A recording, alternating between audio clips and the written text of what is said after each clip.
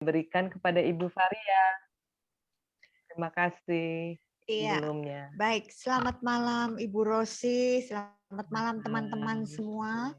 Saya rasa sudah banyak yang tahu saya, yang kenal saya.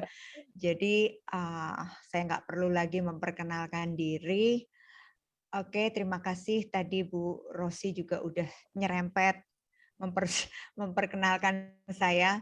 Yang betul saya dari Paroki Galaksi, betul, Bekasi ya. Baik teman-teman, izinkan saya share screen dulu. Ya.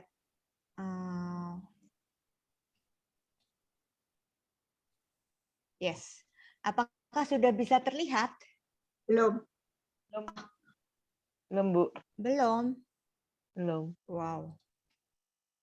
Coba saya ulang.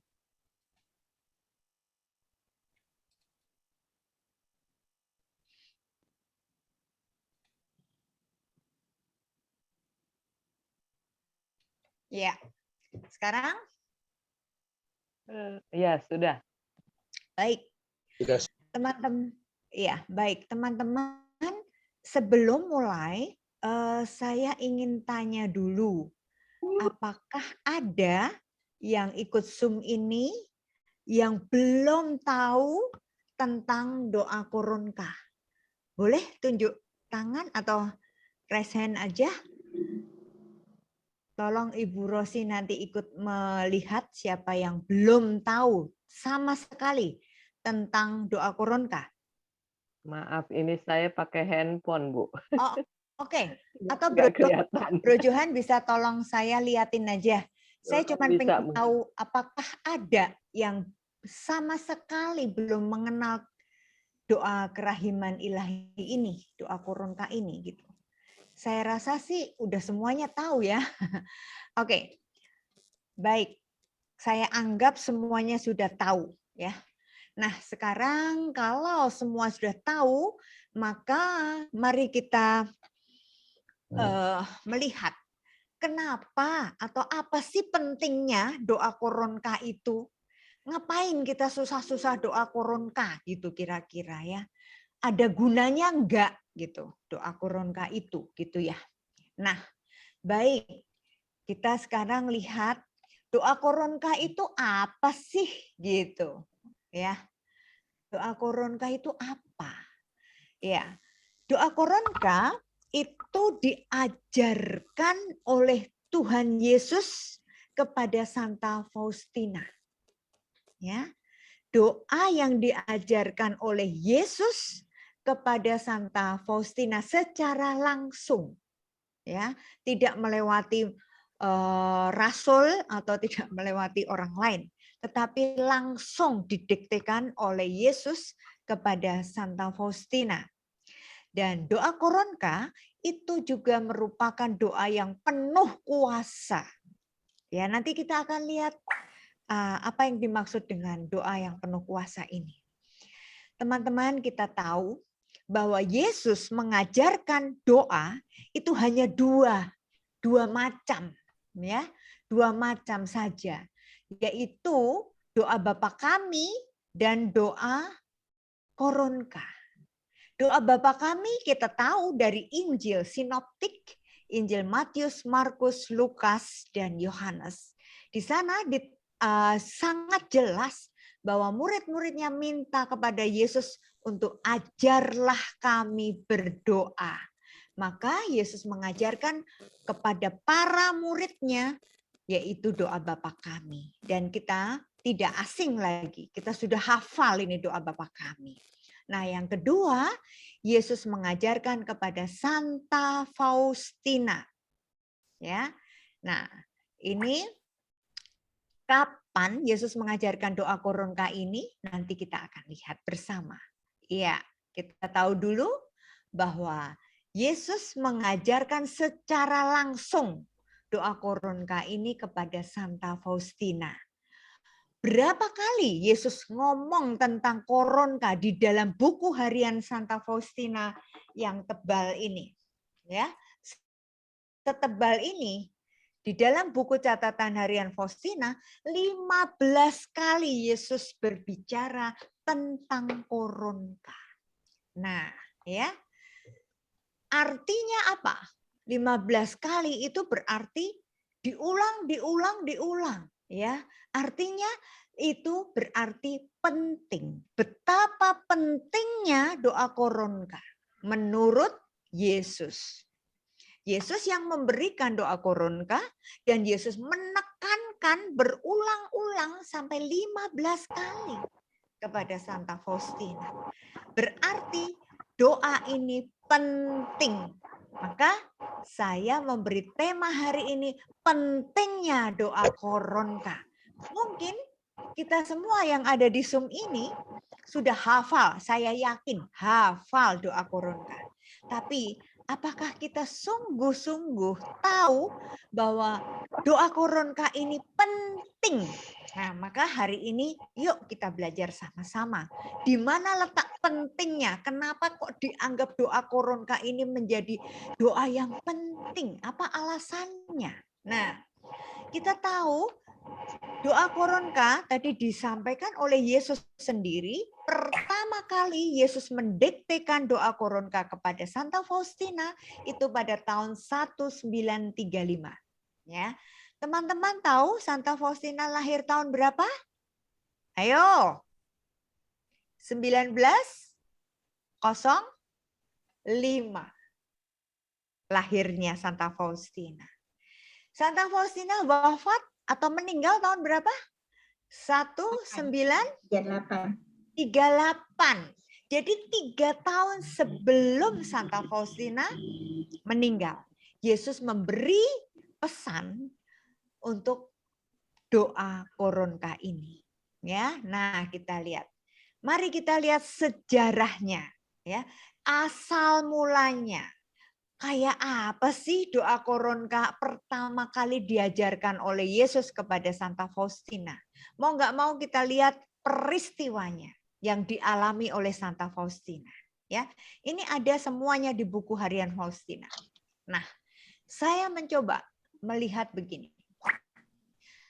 Menjelang akhir litani, ini pengalaman Faustina ya, di BHSF nomor 60. Teman-teman nanti boleh catat nomornya, boleh nanti dibaca sendiri. Faustina mengalami melihat suatu sinar cemerlang dan tengah-tengahnya, di tengah-tengah sinar itu tampak Allah Bapa. Di antara bumi dan sinar cemerlang ini, aku melihat Yesus yang terpaku pada kayu salib. Ya. Yang di atas sana Allah Bapa. Allah Bapa selama ini tidak pernah ada fotonya yang familiar buat kita. Tidak pernah digambarkan secara konkret gitu ya, lain dengan Yesus. Kenapa? Karena Allah Bapa tidak pernah inkarnasi menjadi manusia, tapi Allah Putra itu menjadi manusia. Maka Yesus bisa difoto, bisa digambar karena memang Yesus itu wujud manusia. Kalau Allah Bapa hanya selalu ditunjukkan suara. Ya, di dalam kitab Kejadian sangat jelas. Waktu Yesus Allah Bapa berbicara kepada manusia melalui suara. Kadang-kadang melalui alam, gemuruh, ya kan? Kadang-kadang melalui halilintar, apapun itu. Ya. Kemudian di sini lihat ya. Allah ingin memandang bumi, Allah yang ada di atas sana ingin melihat bumi, ya, melihat kita semua yang ada di bumi ini, ia harus memandangnya melalui luka-luka Yesus. Nah, ini yang menjadi penting. Kenapa Yesus itu minta supaya kita merenungkan sengsaranya? Karena setiap kali kita merenungkan sengsara Yesus, atau setiap kali kita melihat Yesus yang sengsara, berarti Allah Bapa juga sedang melihat kita. Karena Allah Bapa melihat manusia hanya melalui salib ini. Maka gampangnya, dengan mudahnya kalau saya saya menggambarkan salib ini. Salib itu kan terdiri dari tongkat yang vertikal, yang lurus ke bawah, dari atas ke bawah. Ini menghubungkan antara Allah Bapa yang ada di surga yang jauh di sana dan kita yang ada di bumi. Nah, kita bisa berjumpa dengan Allah Bapa melalui penderitaan Kristus. Bisa ditangkap ya? Atau sebaliknya, kita yang ada di bumi ini, manusia-manusia kita ini, kita sebagai manusia, kita bisa berjumpa dengan Allah Bapa hanya melalui salib Kristus. Nah, ya, maka Yesus, Faustina menggambarkan, ini penglihatan Faustina. Faustina menggambarkan Allah Bapa yang ada di surga sana, ya, itu kalau mau melihat manusia yang ada di bumi dengan cara melalui salib Yesus. Nah, gitu ya. Nah, inilah yang menjadi alasan demi Yesuslah Allah memberkati bumi. Jadi Allah melihat manusia, melihat bumi itu karena semata-mata hanya satu caranya, Allah Bapa melihat ke bumi melalui luka-luka Yesus, melalui penderitaan Yesus yang disalib. Maka dengan demikian kita semakin paham bahwa Yesus adalah perantara. Yesus adalah yang menghubungkan relasi kita yang pernah putus terhadap Allah karena dosa kita, maka Yesus diutus ke dunia ya untuk menyambung kembali relasi kita dengan Allah Bapa yang telah terputus itu. Itu ya, teman-teman, ini fondasinya. Nah, kita lihat sekarang dalam BHSF 474. Ya. Karena bicara tentang Koronka, kita harus tahu dulu sejarahnya. Kapan atau bagaimana atau peristiwa apa sih yang dialami oleh Faustina, ya?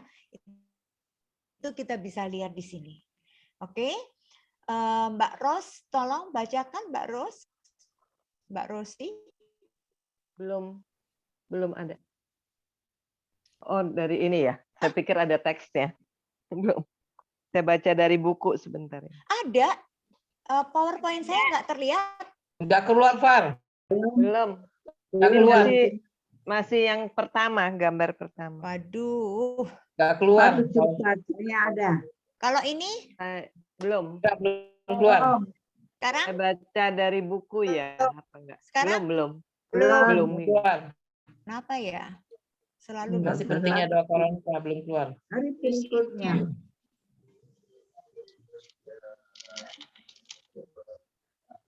Nah. Ya, sudah. Nah, iya. Ya. Oke. Baik, saya baca. Iya, oke. Pada malam hari ketika aku berada di dalam kamar, aku melihat malaikat, pelaksana murka ilahi. Ia mengenakan pakaian yang menyilaukan. Wajahnya sangat cemerlang. Di bawah kakinya ada segugus awan. Dari awan itu, ledakan petir dan halilintar meluncur ke arah tangannya. Dan dari tangan ini, petir serta halilintar itu keluar dan kemudian menyambar bumi. Ya. Lanjut.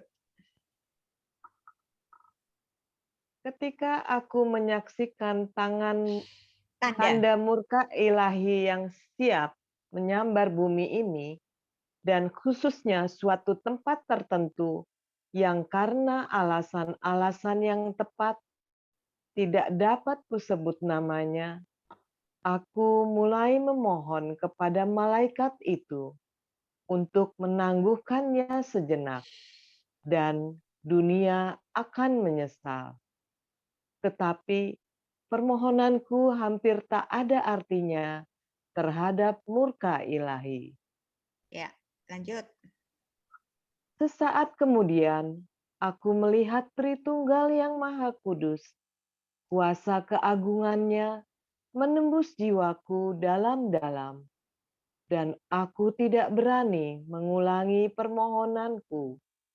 Pada saat itu juga aku merasakan dalam jiwaku kuasa rahmat Yesus yang ada dalam jiwaku. Ketika aku menyadari rahmat ini, serta-merta aku direnggut ke hadapan tahta Allah. Baik, terima kasih Bu Rosi. Teman-teman, Sama-sama. kita tahu gambaran Faustina ini menggambarkan betapa Allah sedang murka, sedang marah ya, akan menghukum bumi ya, tempat di mana ada mau disambar petir ya, mau dibakar, mau dihanguskan, kira-kira seperti itu. Kenapa? Karena menggambarkan Allah yang sedang marah kepada manusia. Sehingga Allah punya hak untuk menghukumnya. Tetapi sekali lagi, Faustina mohon kepada malaikat. Malaikat itu kan utusan Allah ya kan? Yang siap untuk menyalurkan kemarahan tadi. Tapi Faustina minta, mohon, tolong, malaikat tolong, jangan ya, mohon ditunda. Pasti dunia ini akan bertobat, kata Faustina. Tetapi apa yang terjadi? Faustina melihat Allah Bapa, Allah Putra, Allah Roh Kudus dengan kuasa keagungannya menembus jiwa Faustina dan mengulangi permohonannya. Faustina tidak lagi berani untuk tolong ditunda, tolong dibatalkan murka Allah itu. Ya. Nah, lihat pada saat itu juga aku merasakan dalam jiwaku, kata Faustina, kuasa rahmat Yesus yang ada di dalam jiwaku. Kuasa rahmat Yesus. Nah, teman-teman, lihat satu hal ini, bahwa Allah yang marah, murka Allah kepada bumi, kepada manusia yang ingin dihancurkan, ya, Faustina minta tolong dibatalkan atau paling tidak, ya, tidak bisa. Akhirnya kita lihat, nah, ya, Mbak Rosi lanjut. Di sini dikatakan, Oh, betapa besarnya Tuhan dan Allah kita, dan betapa tak terselami kekudusannya. Aku tidak akan mencoba melukiskan keagungan ini, sebab kelak kita semua akan melihat Dia seperti adanya. Aku mulai mengajukan pembelaan kepada Allah untuk dunia dengan kata-kata yang didengar dalam hati. iya. Baik, jadi tadi gambaran bagaimana Santa Faustina udah mohon supaya Allah jangan memberi murka, jangan marah, jangan memberi hukuman kepada bumi, ya, tapi sia-sia. Nah, ini sekarang lanjutnya 475. Ketika aku berdoa dengan cara ini, aku melihat ketidakmampuan sang malaikat. Ia tidak mampu melaksanakan hukuman adil yang setimpal dengan dosa-dosa itu. Belum pernah sebelumnya aku berdoa dengan kekuatan batin seperti yang kulakukan waktu itu. Ya, lihat teman-teman apa yang dilakukan oleh Faustina. Dia berdoa dengan cara ini. Nanti kita akan lihat cara yang seperti apa. Ternyata dengan doa ini, malaikat tidak mampu melaksanakan hukuman adil yang setimpal dengan dosa-dosa itu. Artinya apa?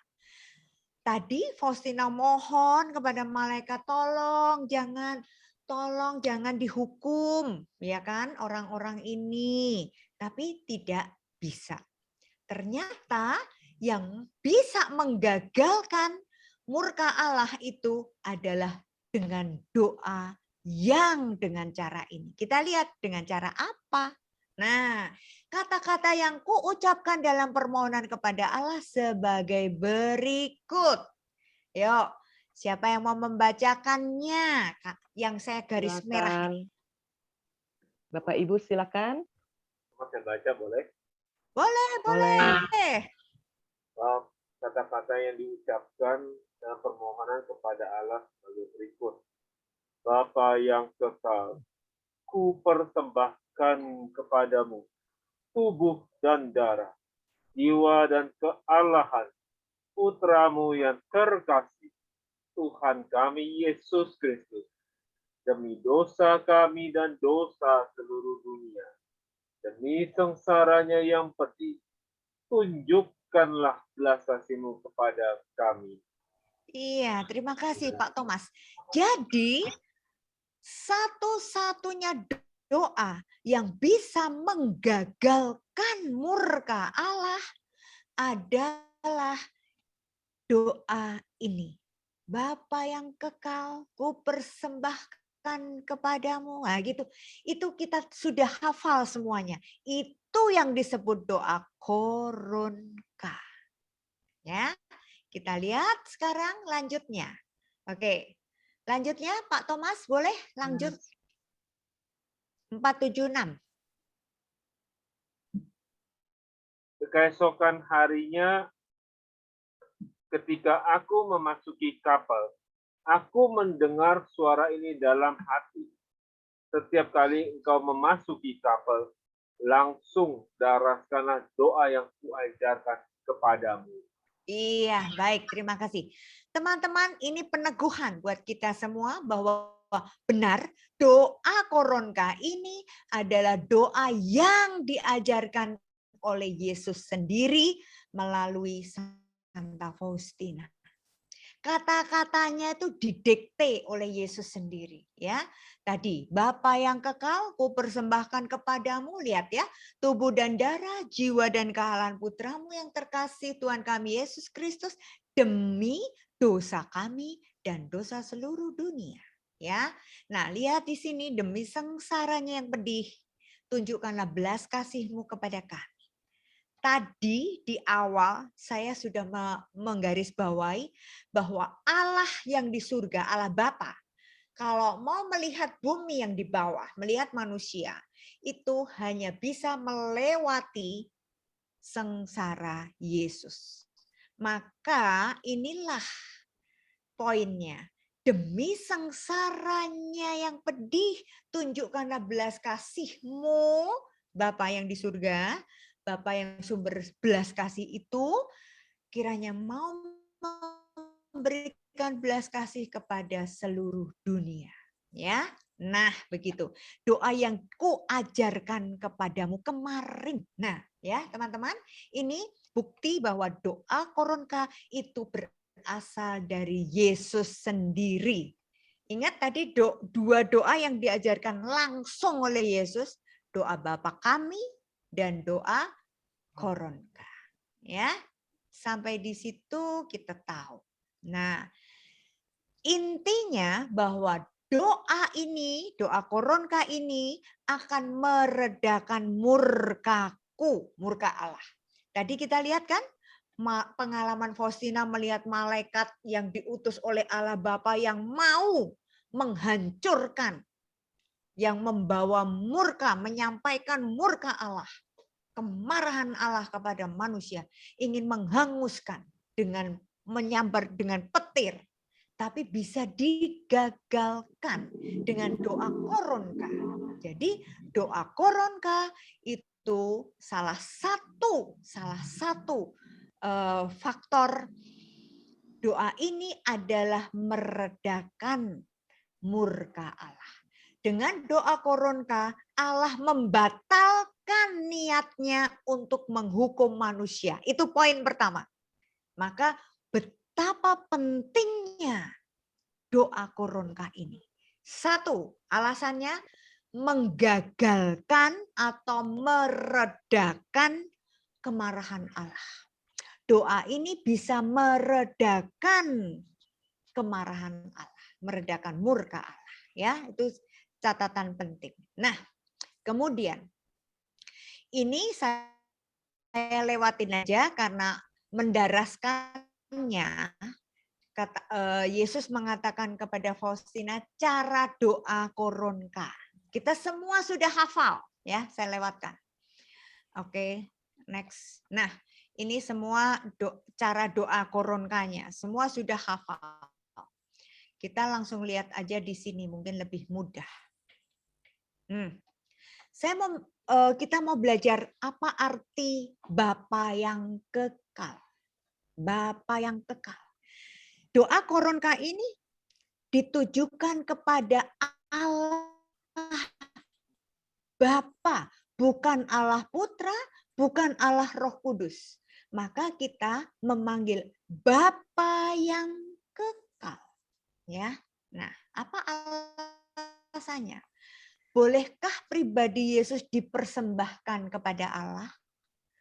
Karena kan tadi Bapa yang kekal, ku persembahkan kepadamu tubuh dan darah, jiwa dan kealahan putramu. Emangnya boleh pribadi Yesus dipersembahkan kepada Allah itu kan?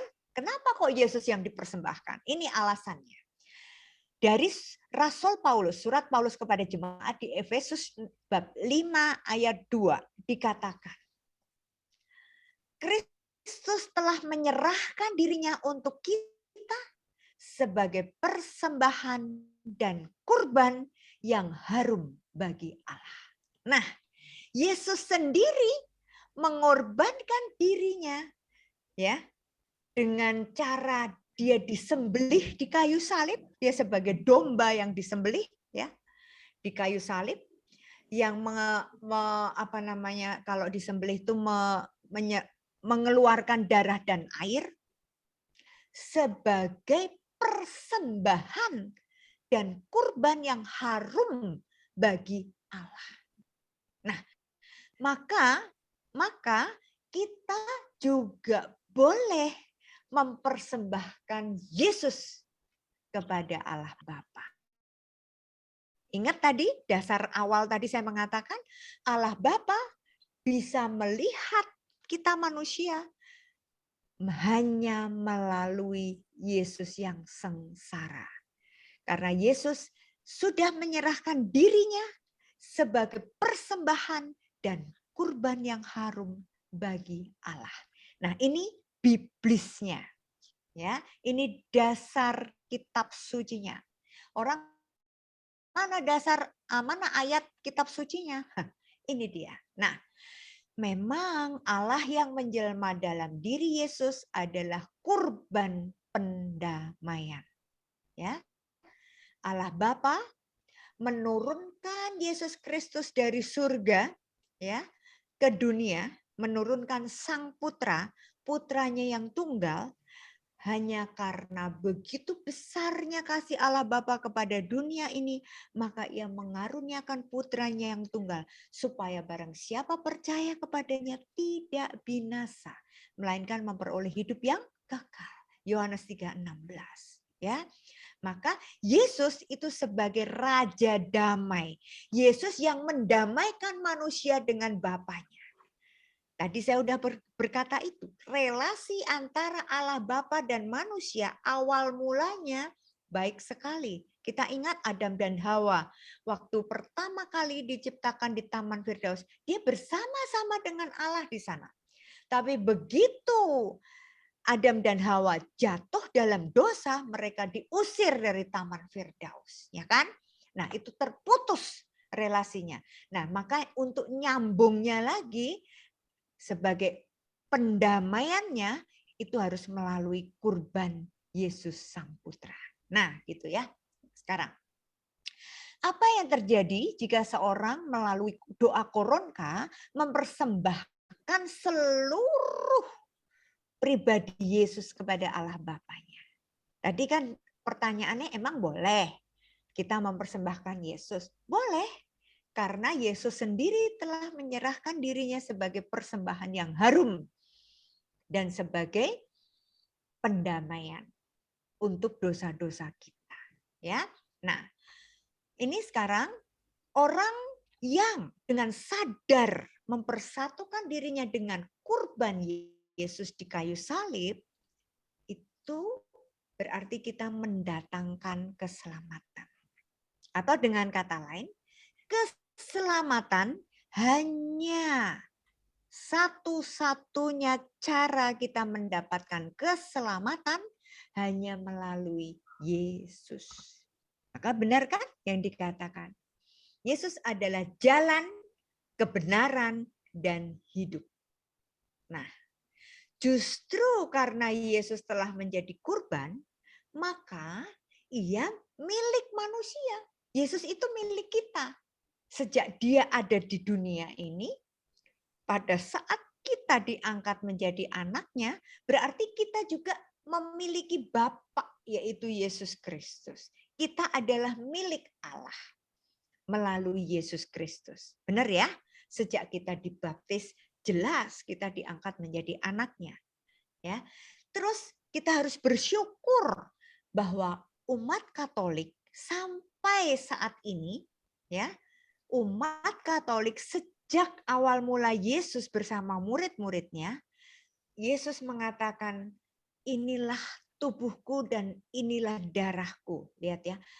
Kenangkanlah peristiwa ini untuk mengenangkan akan daku. Artinya apa? Setiap kali kita misa, setiap kali kita merayakan Ekaristi, kita diingatkan terus-menerus akan kurban Yesus untuk penebusan dosa-dosa kita, untuk penyelamatan kita. Ya, memang benar. Pastor setiap kali mengangkat piala, apa itu namanya ya? Kok jadi gembleng? Mempersembahkan. Ya, pada saat peristiwa konsekrasi. Nah, itu yang diserahkan siapa? Yesus Kristus sebagai anak domba Allah. Ya. Yesus Kristus yang menjadi kurban untuk menebus dosa-dosa kita. Maka kita boleh mempersembahkan seluruh pribadi Yesus secara utuh kepada Allah Bapa yang kekal. Alasannya tadi sangat jelas kalau saya menggambarkan dengan gampang. Allah Bapa bisa ketemu dengan manusia hanya karena melewati Yesus sebagai kurban yang disalib. Ya, itu teman-teman. Nah, sekarang kita mau melihat ya.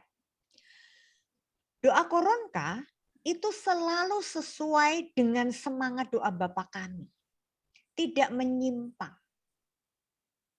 dari doa Yesus. Gimana mau nyimpang? Dua-duanya yang mengajarkan sumbernya sama kok. Yesus kok yang mengajarkan. Jadi doa Koronka dan doa Bapa kami itu sama. Tidak ada yang mana yang lebih penting. Sama. Karena dua-duanya yang mengajarkan Yesus sendiri. Dan dua-duanya mempunyai alasan dan betapa pentingnya doa Bapa kami dan doa Koronka. Teman-teman, doa Koronka dibuka dengan doa Bapa kami. Jadi Koronka, kalau kita bicara Koronka, pasti kita melibatkan atau memasukkan doa Bapa kami, doa Salam Maria, dan doa Aku Percaya atau Credo. Ya kan? Jadi nggak mungkin doa Koronka itu menyimpang dari ajaran Kristus. Nggak mungkin. Itu satu bukti bahwa Koronka bukan ajaran sesat. Kita harus bangga, kita harus bersyukur bahwa kita boleh menjadi devosan kerahiman ilahi. Karena berarti kita langsung mempraktekkan doa yang Yesus ajarkan sendiri. Bukan katanya, bukan. Langsung Yesus sendiri. Nah, sekarang saya akan menyoroti kata kami di sini. Ya. Kata kami tidak boleh diganti dengan aku. Kata kami mencakup orang yang berdoa dan yang kita doakan. Jadi sudah cukup. Ya. Kayak doa Bapa kami. Bapa kami yang ada di surga. Enggak boleh Bapaknya Varia. Enggak boleh. Bapakku. Bapak kami. Bapak orang banyak. Bapak semua umat Allah yang percaya kepada Allah Bapa. Kami. Nah, demikian juga di dalam doa koronka. Ya, sekali lagi, ini sering kali muncul pertanyaan kalau saya dan Pak Stefan mengadakan seminar kerahiman ilahi. Boleh enggak kata kaminya diganti saya? Atau boleh enggak kata kaminya diganti nama orang itu, orang yang kita doakan? Jawabannya tidak perlu diganti. Kenapa? Karena Yesus sendiri mendiktanya pakai kata kami. Lah, apa hak kita ngubah-ngubah apa yang sudah diajarkan oleh Yesus? Siapakah kita ini? Apa hak kita ngubah-ngubah apa yang sudah didikte oleh Tuhan? Kira-kira begitu. Nah, sekarang kita mau melihat kenapa jadi kosong ya. Nah, ini yang dimaksud dengan seluruh dunia. Ya kan? Seluruh dunia adalah semua orang yang masih hidup di dunia ini, ya, termasuk Anda dan saya. Jadi seluruh umat manusia yang ada di dunia ini yang masih hidup, dan juga jiwa-jiwa yang ada di api penyucian. Jadi teman-teman, yang dikatakan demi sengsara Yesus yang pedih, tunjukkanlah belas kasih-Mu kepada kami dan seluruh dunia.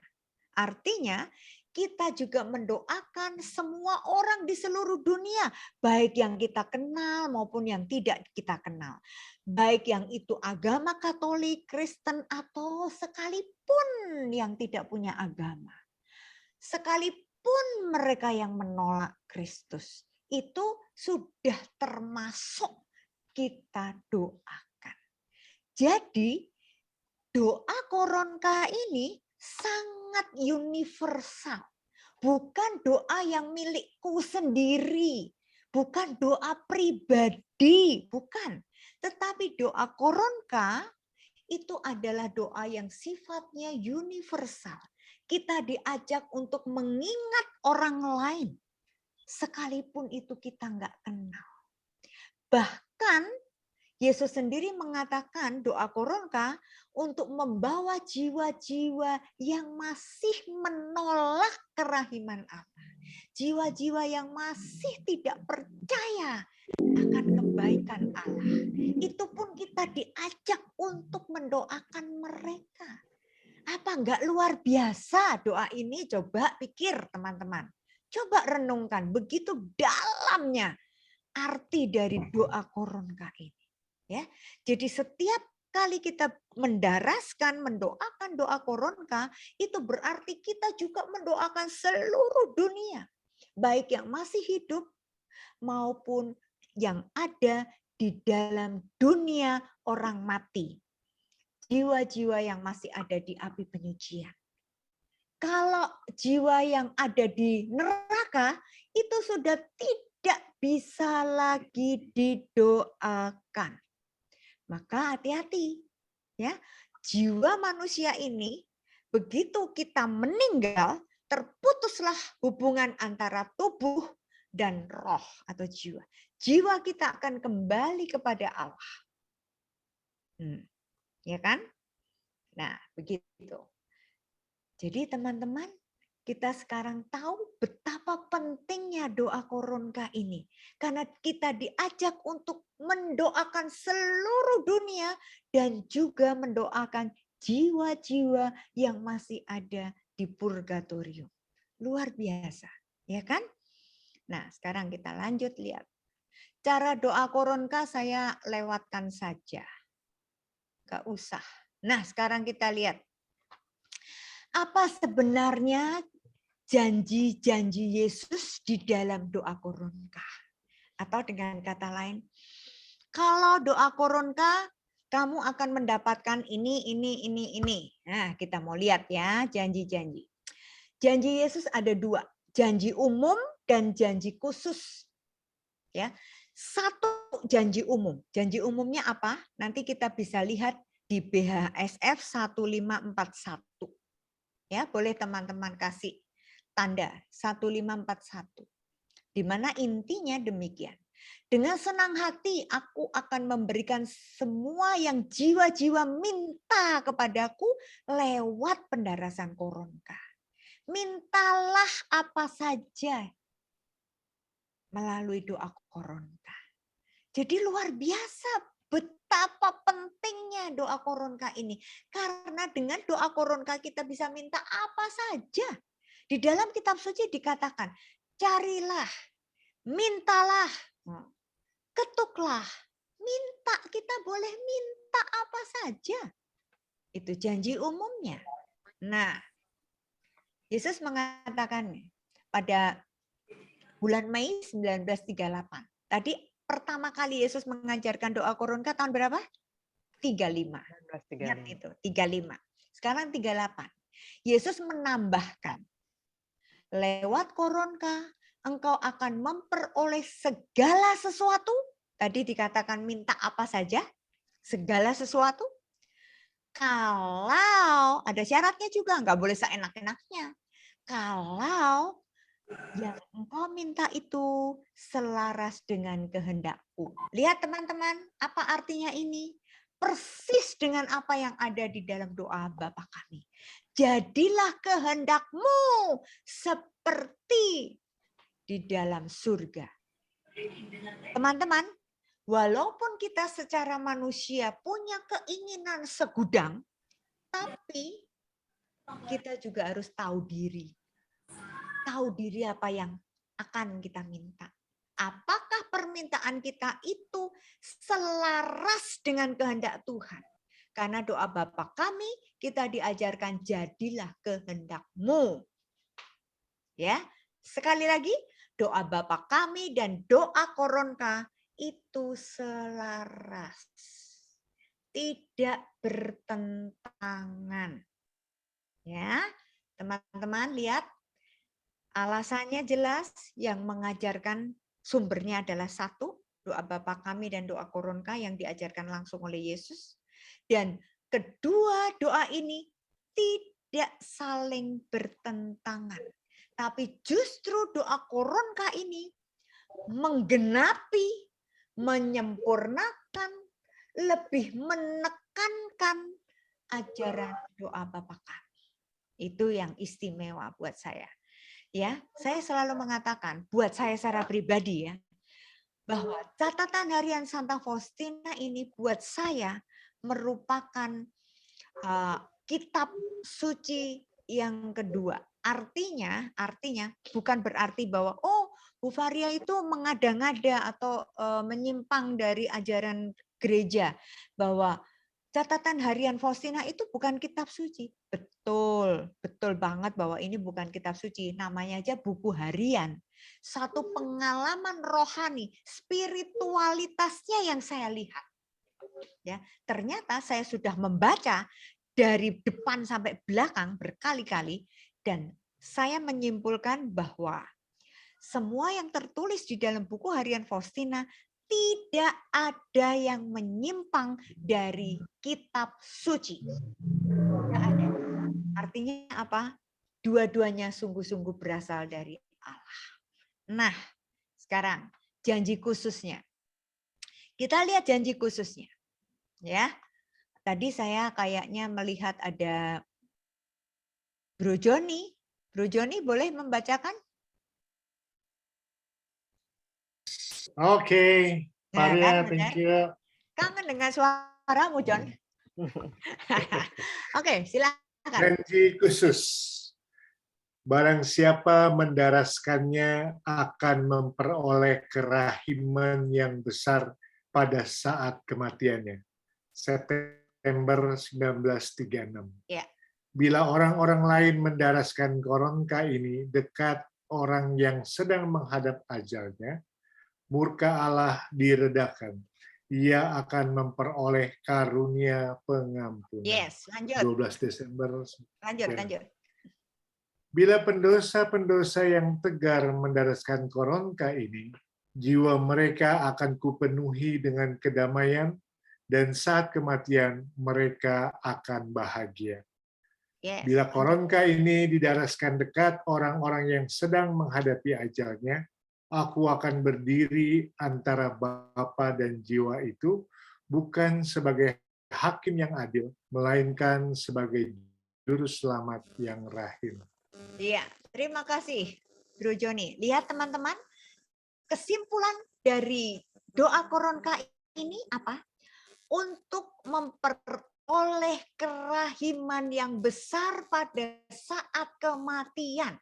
Bukankah ini cita-cita kita semua?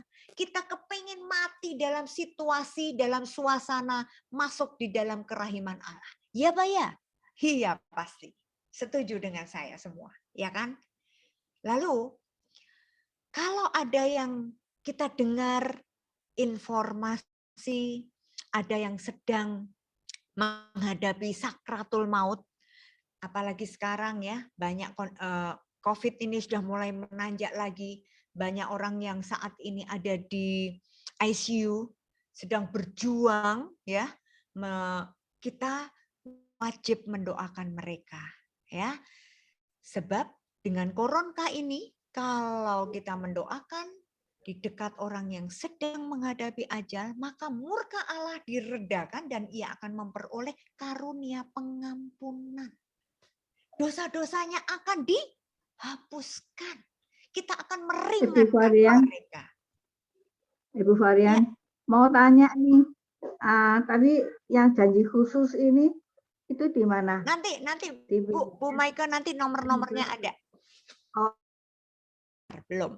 Nah, lanjut lagi, dikatakan di sini jiwa mereka akan kupenuhi dengan kedamaian dan saat mereka akan bahagia. Saat kematian mereka akan bahagia. Ini juga menjadi cita-cita kita. Kita semua pengen mati bahagia, mati dalam keadaan damai, yaitu mati di tangan Tuhan. Ya kan? Nah, oke. Jadi betapa pentingnya doa koronka. Dan juga untuk orang yang kita doakan. Penting banget. Karena doa koronka itu menjadi salah satu doa yang bisa mempertobatkan orang. Yesus sendiri janji di sana. Ya, saya akan datang sebagai juru selamat yang rahim. Bukan sebagai penghukum. Itu. Ya. Nah, Ibu Maika tadi bertanya nomor-nomornya. Ini nomornya, Bu. Ya. 678. Karena waktunya, ya saya tidak akan membacakan, tapi saya memberikan nomor-nomor aja, ya 678, ya. Di sini dikatakan daraskanlah tanpa henti koronka yang telah diajarkan kepadamu. Ini juga berlaku untuk kita, teman-teman.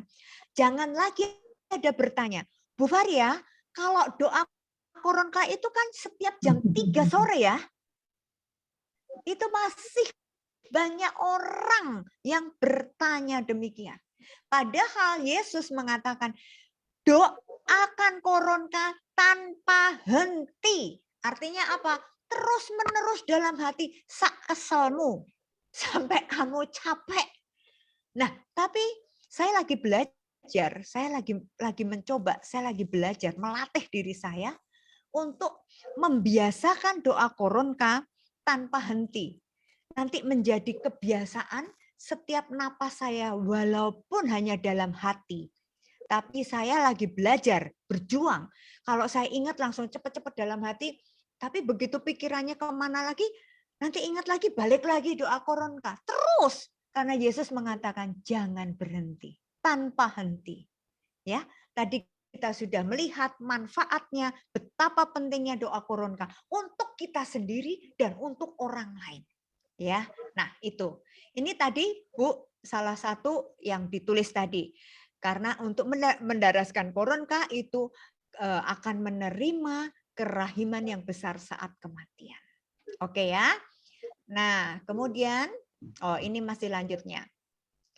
Janjinya Tuhan juga, siapa yang mendaraskan koronka, ia akan menerima rahmat dari kerahimanku yang tak terbatas. Lihat, Tuhan itu kalau memberi rahmat tidak pernah hitung-hitung. Oh, Varia cuma doa 1 kali aja koronkanya. Ya udah rahmatnya juga 1 aja deh. Enggak.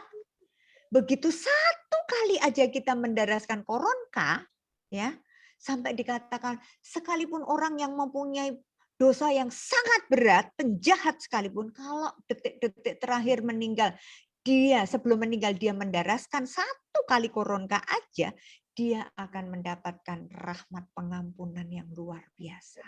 Amin. Maka jangan main-main dengan doa koronka. Betapa pentingnya doa koronka ini.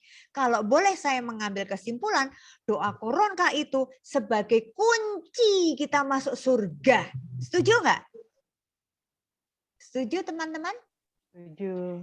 Sebagai kunci Setuju, untuk kita setuju. masuk surga.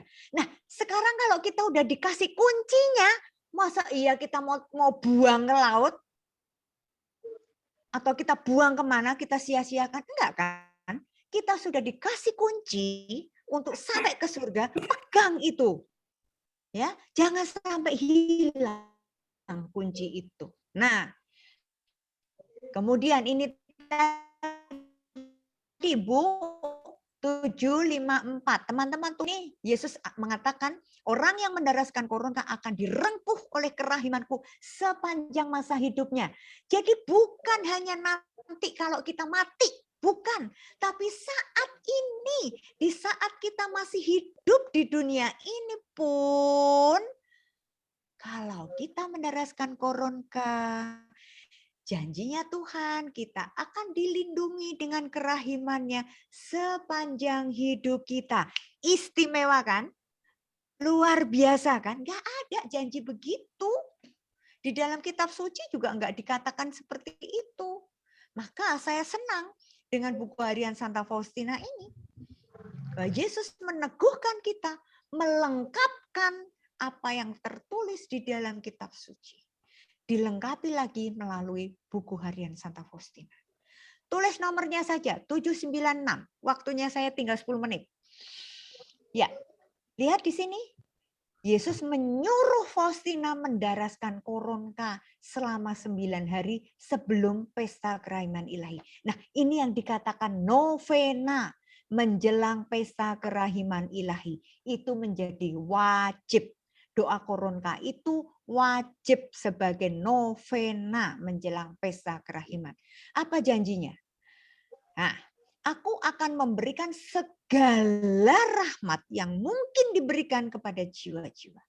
Enggak cuma satu rahmat, tapi segala rahmat. Semua rahmat yang kita butuhkan, itu kita akan diberi oleh Tuhan secara cuma-cuma.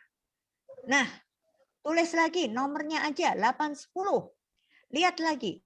Daraskanlah koronka yang sudah kuajarkan kepadamu. Lihat ya, pesannya berkali-kali Yesus menekankan bahwa koronka itu diajarkan oleh Yesus sendiri dan ternyata koronka itu sungguh-sungguh penting. Ya, oke ya. Nah, tulis lagi 811, tulis saja nomornya semua, nanti teman-teman baca sendiri. Pada jam kematiannya, setiap orang yang mendaras koronka akan aku bela seperti kemuliaanku sendiri. Aduh, ini luar biasa banget teman-teman. Di saat kita nanti mati, kalau kita setia mendaraskan koronka, itu Yesus sendiri akan membela kita di hadapan Bapa, Allah Bapa. Kita akan dibela seperti kemuliaanku sendiri. Yesus wafat di kayu salib, dan dia juga dimuliakan melalui kebangkitannya. Maka dengan demikian orang yang setia dan tekun mendoakan koronka, Yesus juga berjanji akan membela kita dengan kemuliaannya. Luar biasa. Nah, lalu di sini, kalau ada orang lain yang mendaras koronka bagi orang yang sedang menghadapi ajal, kita sedang mendoakan orang yang saat ini sedang sakratul maut, ternyata doa bukan cuma orang itu saja, tapi juga untuk kita yang mendoakan. Kita juga mendapatkan indulgensi yang sama. Jadi sama-sama mendapat hadiah, ya kan?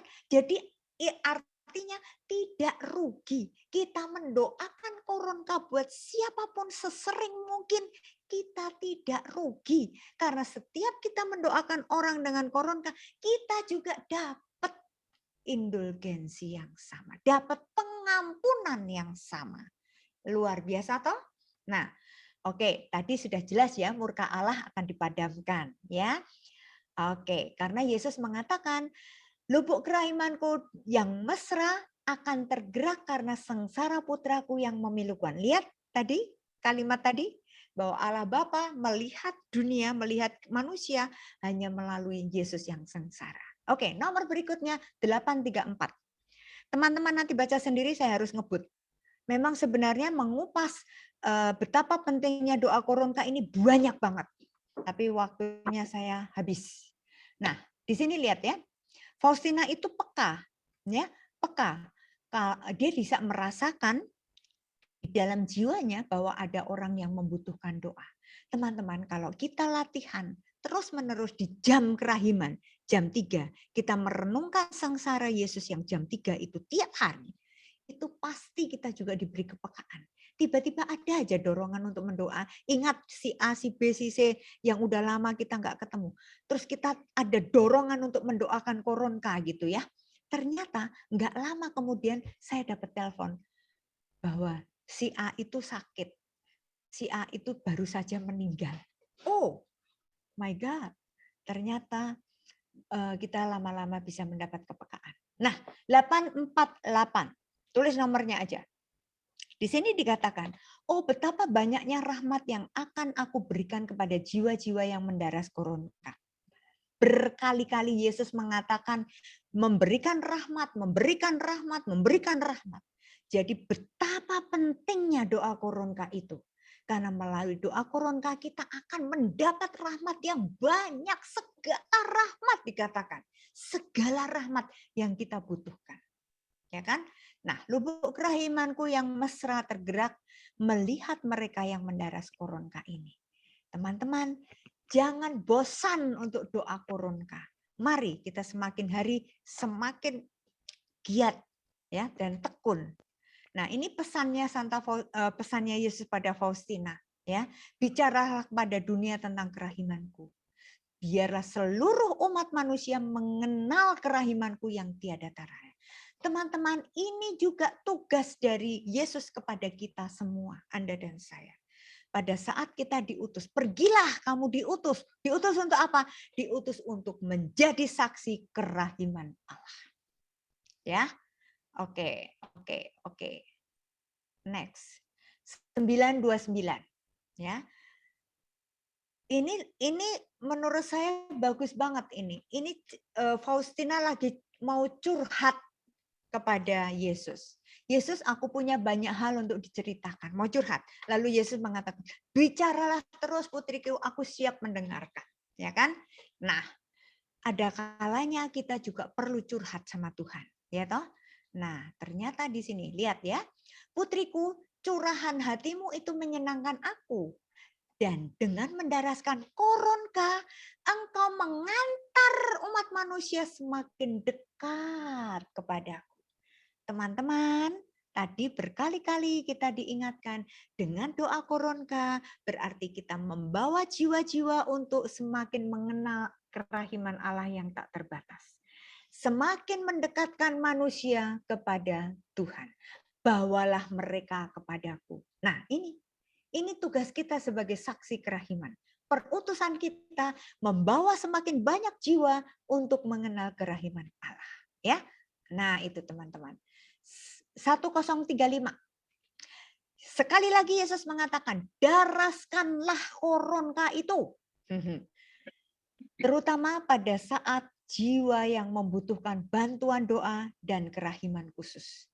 Orang yang sedang menghadapi ajal atau orang yang berbuat jahat, karena koronka itu bisa juga mendapatkan rahmat pertobatan. Lihat ya.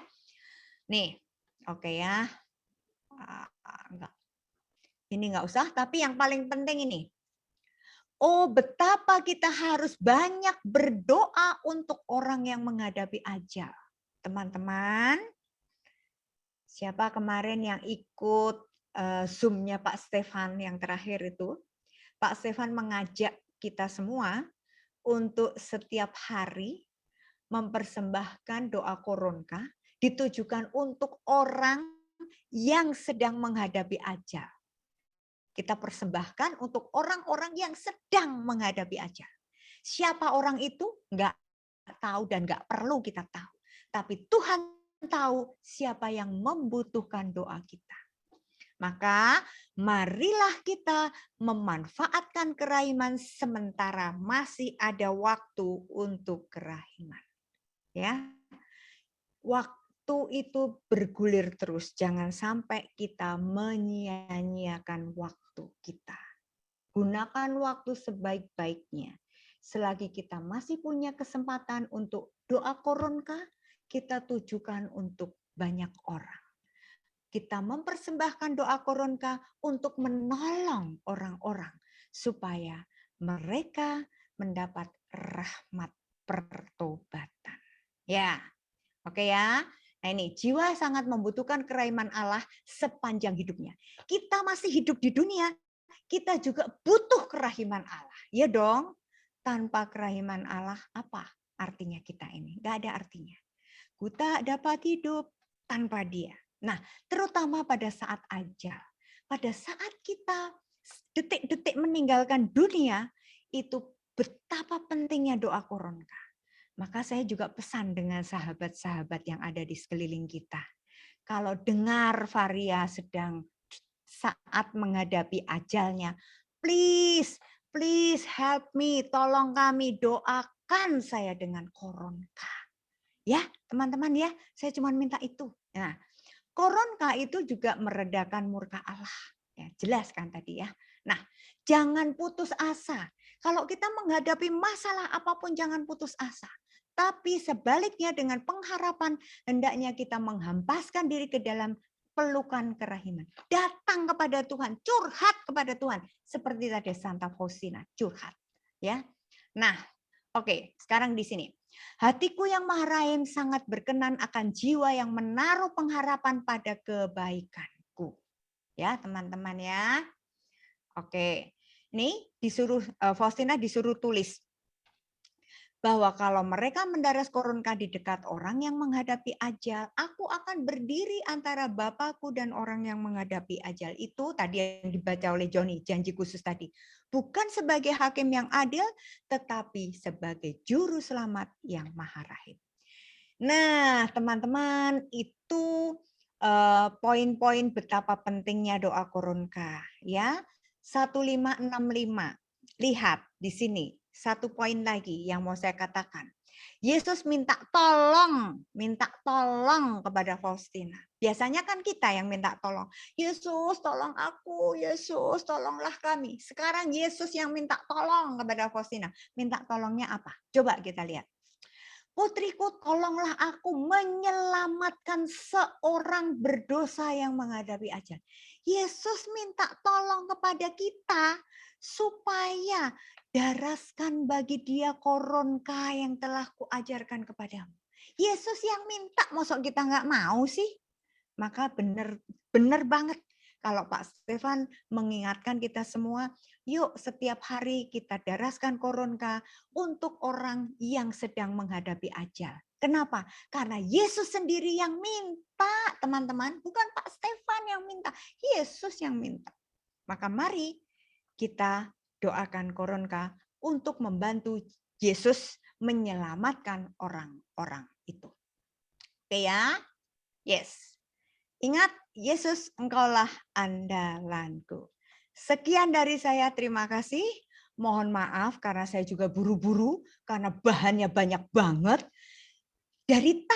Dari beberapa hari ini saya pilah mau saya kurangin nomornya. Tapi kok kayaknya sayang ya kalau saya kurangi.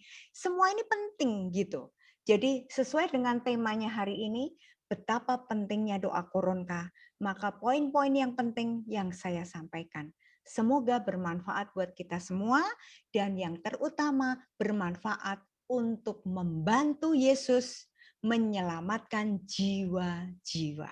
Mari teman-teman kita daraskan doa koronka non-stop. Kapan saja, di mana saja koronka. Oke. Terima kasih. Thank you. Terima kasih, Tuhan berkati. Bu Varia.